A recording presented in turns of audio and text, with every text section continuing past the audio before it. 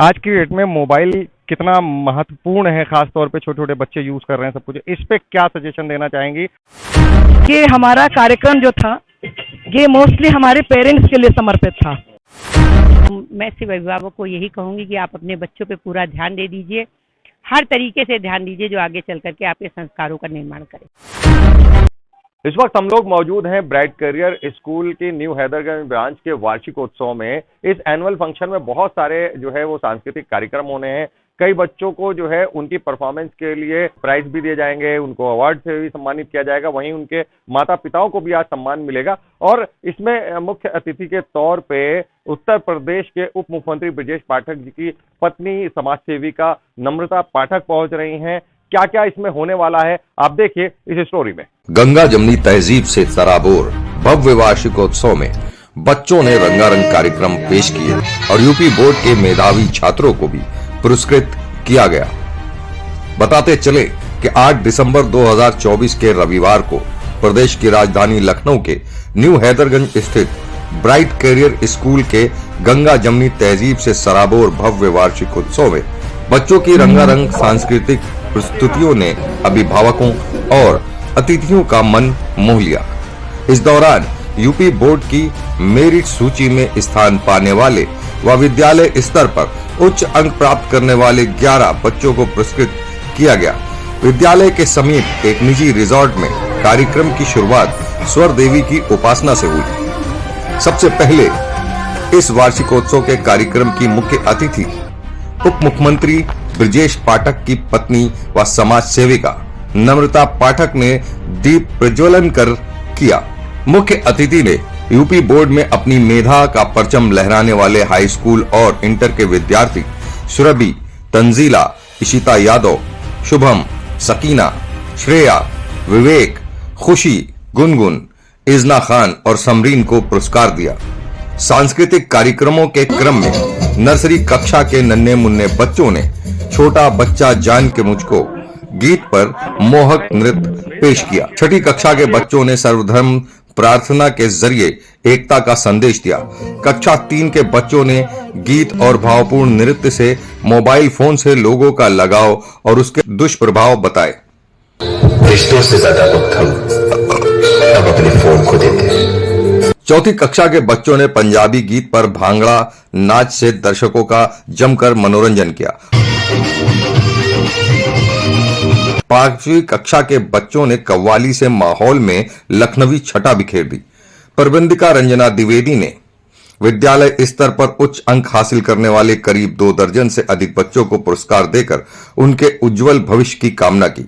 प्रधानाचार्य रेखा त्रिपाठी ने विद्यालय की वार्षिक प्रगति से अवगत कराते हुए अतिथियों और अभिभावकों को धन्यवाद ज्ञापित किया। राष्ट्रगान के साथ कार्यक्रम का समापन हुआ। इस मौके पर विद्यालय के सहायक प्रबंधक ऋतिक द्विवेदी, प्रबंध कमेटी के सुहर्ष मौजूद रहे। मंच का सफल संचालन विनीता त्रिपाठी ने किया। देखिए कार्यक्रम की मुख्य अतिथि नम्रता पाठक और स्कूल की प्रबंधिका रंजना द्विवेदी ने 9 PM न्यूज लाइव के जुनैद पठान से बात करते हुए क्या जानकारी दी।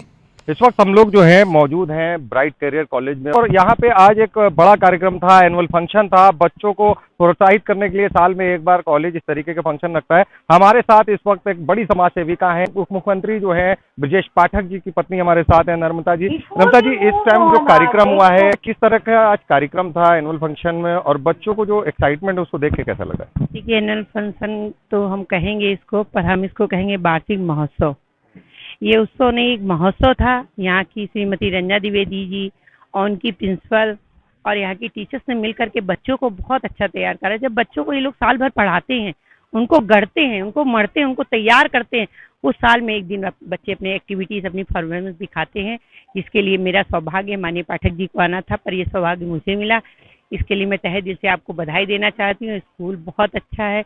जिस तरीके से टीचर्स की बातचीत मैंने देखी, जिस तरीके से उनका कार्यक्रम देखा, मुझे लगता है यहाँ बच्चों का भविष्य का निर्माण अवश्य होगा, बहुत अच्छा होगा। आगे चलकर बच्चे अपना किसी न किसी रूप में आगे बढ़ेंगे और आगे चलेंगे। इसी के साथ मैं रंजना द्विवेदी को बधाई देती हूँ, शुभकामनाएं देती हूँ कि आप हमेशा इसी तरह आगे बढ़िए। एक छोटा सा सवाल है कि जिस तरीके से बच्चे आपके भी हैं, पाठक जी भी सोशल हैं और आप बहुत ज़्यादा सोशल हैं, खास तौर पे पेरेंट्स को क्या आप बोलेंगे, किस तरीके का सुझाव देंगे कि बच्चों को कैसे रखना चाहिए और आगे वो प्रोग्रेस करें लाइफ में भी और देश के लिए काम करें?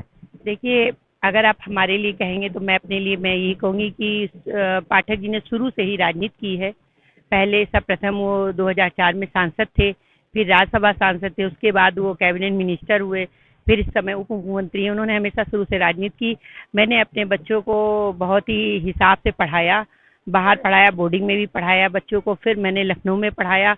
और जब तक मेरे बच्चों ने इंटर नहीं कर लिया तब तक मैंने बच्चों को कभी किसी के सामने मतलब हम लेकर के नहीं आए। और जब बच्चे मेरे पढ़ लिए, अभी बेटा मेरा इंटर करके लॉ कर रहा है, बेटी ने मेरी बड़ी बेटी ने लॉ कर ली है, और उससे बड़ी बेटी ने मैंने अभी जल्दी ही शादी की है, तो उसने भी IAS का एग्ज़ाम दिया है।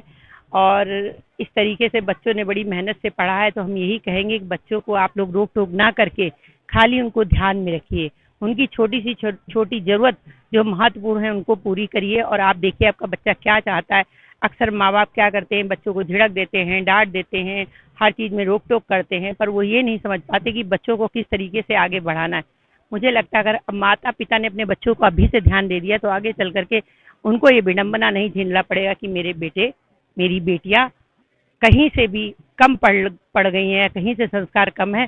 तो मैं सिर्फ अभिभावक को यही कहूँगी कि आप अपने बच्चों पे पूरा ध्यान दे दीजिए, हर तरीके से ध्यान दीजिए जो आगे चल करके आपके संस्कारों का निर्माण करे। मैम, एक आखिरी सवाल है, आज की डेट में मोबाइल कितना महत्वपूर्ण है, खास तौर पे छोटे छोटे बच्चे यूज कर रहे हैं सब कुछ, इस पे क्या सजेशन देना चाहेंगी? ये मतलब हानिकारक है या लाभदायक? देखिए, मोबाइल के लिए तो आप मत ही पूछिए, क्योंकि ये लाभकारी भी है और हानिकारक है। अगर मोबाइल नहीं होगा तो आप भी जल्दी से दौड़ के नहीं आएंगे स्कूल में। तो ये तो लाभदायक है। और हानिकारक के लिए बच्चा जब तक इंटर ना कर ले तब तक अगर उसके हाथ में मोबाइल है तो थोड़ा माँ बाप को चाहिए कि उसको देखे रहें, क्योंकि अक्सर बच्चे कार्टून देखते, गेम खेलते हैं, अगर हम उनसे छीन भी लेते तो रोते हैं घंटे भर, खाना नहीं खाएंगे, स्कूल नहीं जाएंगे, इस तरीके की वो प्रोपोगंडा करते, तो हम कैसे उनको ठीक करें। तो मुझे लगता है बच्चों का एक समय निर्धारित कर दे कि आप मोबाइल खेलिए, पर थोड़ी देर बैठ लीजिए उनके सामने, बस वो खेल ले, फिर उसके बाद, क्योंकि मोबाइल तो बहुत ही ज़रूरी है। हम ये नहीं कहेंगे हानिकारक, ये तो आपके बड़े लोगों के विवेक पे है कि इसको हानिकारक मत बनने दीजिए, आप अपने लाभ के लिए यूज़ करिए। अगर आपने उसको हानिकारक बनाया तो आपका समय भी बर्बाद होगा, आपके पैसे। जब कहते हैं कि नहीं, जब समय बर्बाद है तो धन बर्बाद है, जब धन बर्बाद है तो जिंदगी बर्बाद है। इसलिए समय बर्बाद ना करिए, समय के साथ साथ सब कुछ आता है।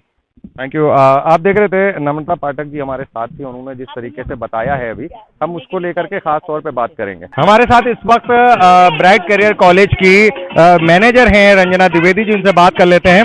मैम, क्या प्रोग्राम था आज, बड़ा कार्यक्रम हुआ है, तो क्या क्या हुआ और कौन गेस्ट आया था? हमारे माननीय मुख्यमंत्री उप मुख्यमंत्री ब्रजेश पाठक जी आने वाले थे, लेकिन वो अपनी व्यस्तता की वजह से नहीं आ पाए, तो उनकी धर्मपत्नी श्रीमती नर्मदा पाठक जी मुख्य अतिथि के रूप में आई और उन्होंने बच्चों को आशीर्वाद दिया।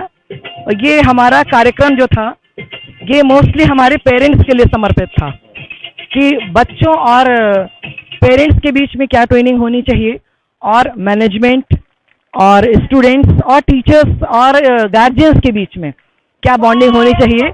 मोस्टली हमारे जो प्रोग्राम्स हैं वो भी किसी न किसी मैसेज को लेके हैं, जिसमें मोबाइल का यूज़ कितना लाभदायक हो, कितना नुकसानदेह, उस पर फादर थीम पे है, पेरेंट्स थीम पे है, और हमारे हर कार्यक्रम में कोई ना कोई मैसेज है, क्योंकि हम लोग संस्कारों पे भरोसा रखते हैं।